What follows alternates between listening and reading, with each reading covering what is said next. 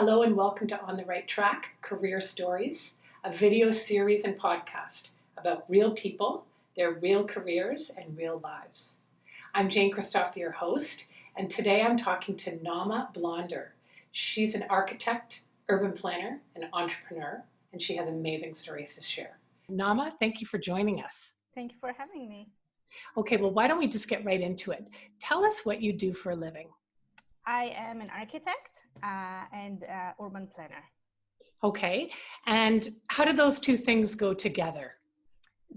In Toronto's context, they go together very well. It's a gap in the industry that I've noticed while I worked for a planning firm and then for an architecture firm. This is why I decided to also get an accreditation as an urban planner, although I didn't go to planning school.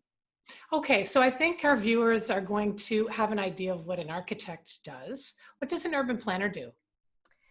That's a very good question. And this is something that in my home country, there isn't a difference. So there's definitely an overlap between architects and urban planners. But first of all, urban planners don't have design skills. They are more on the policy. And I always say that a planner uses Word and Excel, and architect uses AutoCAD and Photoshop and Illustrator. So that is as a metaphor, a very, very simple way to understand the difference. A planner would work more on the municipal side, would work with cities and also developers, but would be more on the policy, the high level overview of the built environment and what should be built and how we should drive and work in that direction. Very, very high level and very general profession. Okay, tell us how you arrived where you are in your career.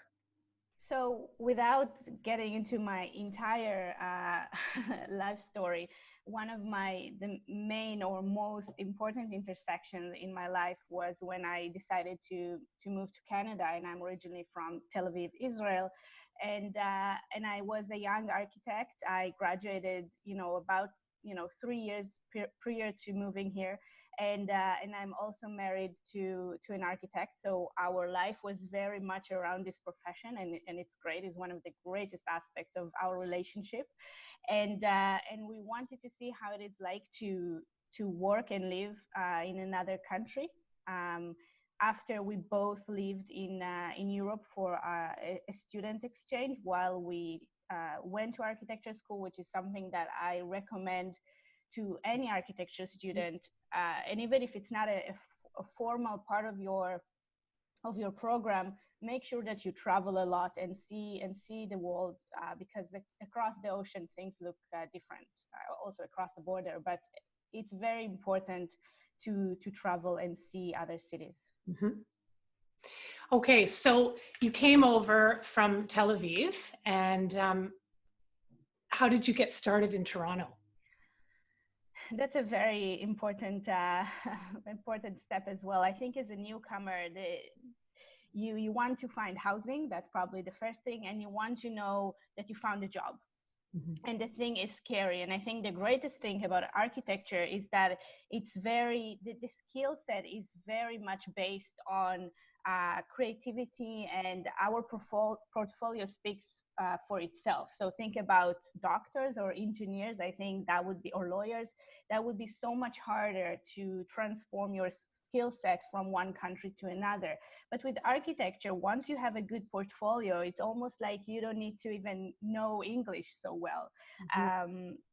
And I went to, my first job was at a planning firm, and I was it was in a wonderful planning firm, and for a first job in a new country, it was great. I really wanted the design firm, right? For me, it was like, I wish I could get my first job in an architecture firm, but my husband was a student. I couldn't really have the leverage of saying, okay, I won't take that job. And I think looking back now, it was one of the greatest things that happened, because as an architect, understanding other aspects of your industry and not just being an architect that speaks only to other architects and understands the other aspects and having an overlap with other professions in the industry it couldn't be a greatest outcome of this first job. Mhm. Okay, and so you're working in a planning firm. What's next? I was a licensed architect in Israel, and I knew I wanted to get my license here. I knew it was just not a question, and this is something that I want to encourage everyone who goes to an architecture school or an architecture program. Do your best to get to be licensed, because it's a long process, and uh, and we will probably talk about that too. It takes a long time. There's an internship after you graduate from architecture school, a long internship, and there's a set of exams that you need to write, and those are not easy either.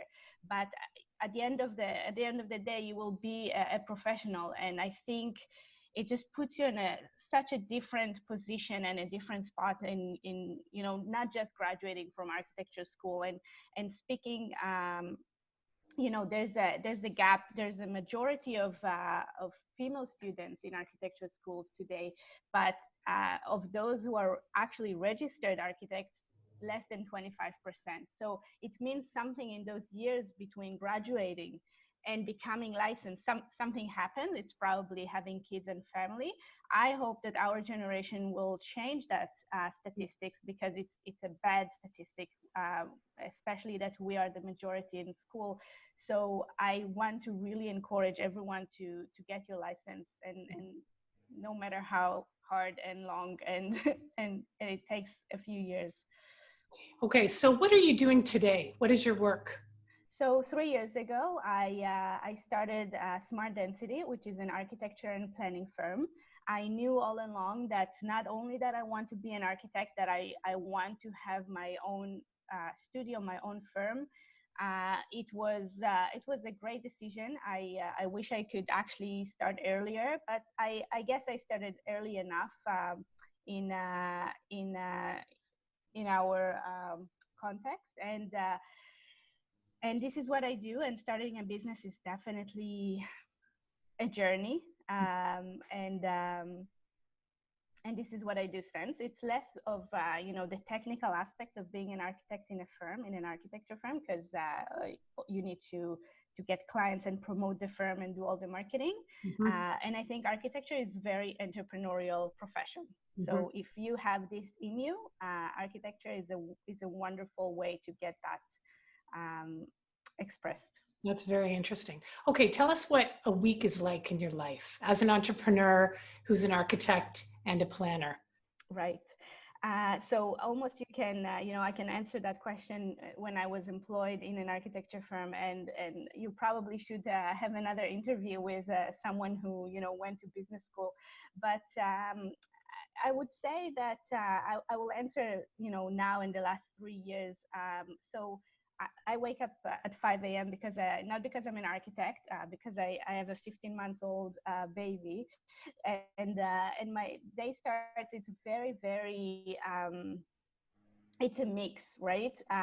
But I really enjoy all the aspects of it. So different aspects of marketing and meeting people, and you really need to be friendly and respectful of all the different type of personalities that you meet. And architects and planners are very much between the community and the public, and the private clients, right? They need to be that bridge, and it's something that it's been taught a lot in school, and it's part of the profession to defend the public interest. So I would say that all aspects of running a business, running the practice, getting new clients, promote yourself, making sure the design is in accordance with what you would like the practice to be. And we had said a lot of no's in the past to projects that we don't think will be under the Smart Density brand. I do have a partner, which I think is crucial, who is in charge of executing the projects and project management of the new project that we bring. Okay, so it sounds as though you have a million things on your plate. What kind of hours do you have as a business owner? As a business owner, it's definitely not the 9 to 6 that you will have in an architecture firm, but also at the same time, the work-life balance that you can achieve because you set your own rules. So yes, I probably do work 7 days a week, but if I need to take a break to be with my baby for half a day, or um, whatever it is, and I think generally 9 to 5 is pretty dead. I think we'll see more and more shifts in our work environment, and it will be more result oriented rather than you need to be at the office between 9 to 6. But Yeah. as a business owner, you work really hard. You Hmm. need to be a very hardworking person, but at the same time, it's up to you. What do you love most about your work? That I love it, that I love every moment of it. And I think that's something that architects really share, because you go to architecture school um, because you're very passionate about this profession.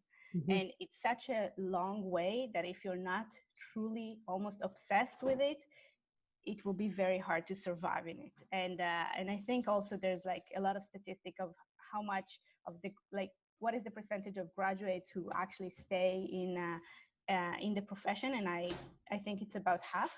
um, but you need to really love it, and you need to passion is the number one skill. They say creativity or, practical knowledge.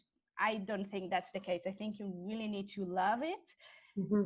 And then that is the great thing about it, because you won't hate your job. And that is, I always say, it's like marriage, right? You spend so many hours a day with in your work, so you better do something that you really love. And if you go and choose your profession just out of based of, you know income, for example, it's the same as you choosing your life partner because they come with money or from Hmm. money.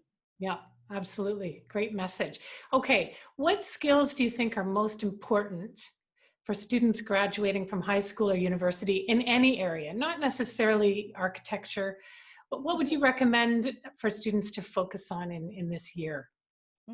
That's a great question. I would say, first of all, be curious. Everything that you find interesting, go a little deeper. Try to investigate what actually stands behind it.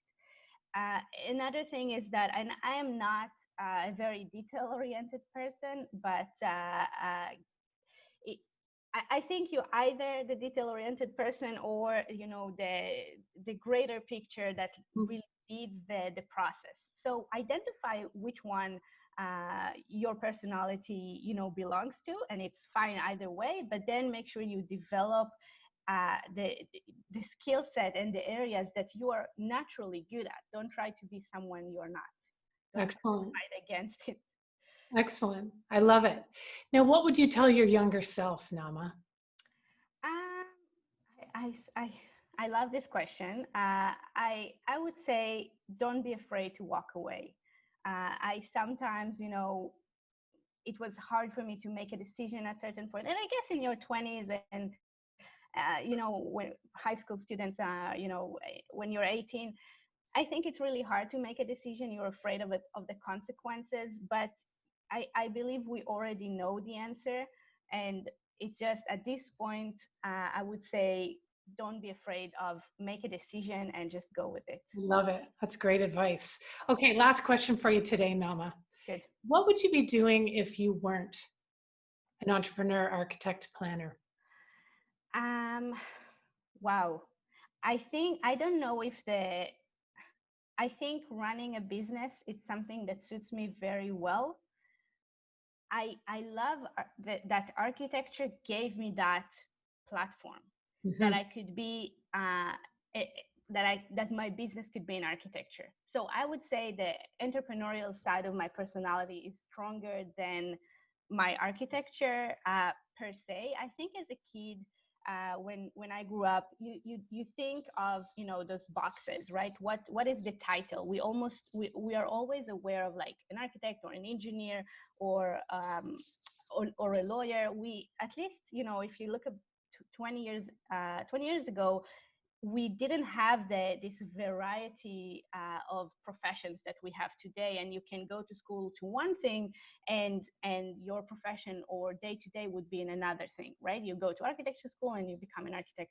um, So I think as a kid, it was important for me to know, or this is what at least I knew, and that was the direction I went. But I think be, being in a business owner is a much stronger side of my skill set than just architecture. That was a long answer to a simple question, but I hope I was able to make myself clear. Absolutely. Well, I definitely feel your passion for the work you do. Thank you. That's wonderful. You've given us some really, really great insights today, Naama. And what a great story. You came over, listened to your English. It's so great. How did you learn English? English is you learn it in Sense Elementary School in Israel. Obviously, Hebrew or Arabic is the two main languages we speak. I've been living in Canada for 7 years, so my English it's like better be better than the one I came with. But we learn English in Israel. Yeah. Well, wonderful. Thank you so much for your messages today. Thank you. And have a good day. Nice Thank talking you very to much. you. Thank you, Naama. Thank you for joining us today. If you liked what you saw, give us a like, and even better, subscribe. Hope to see you soon.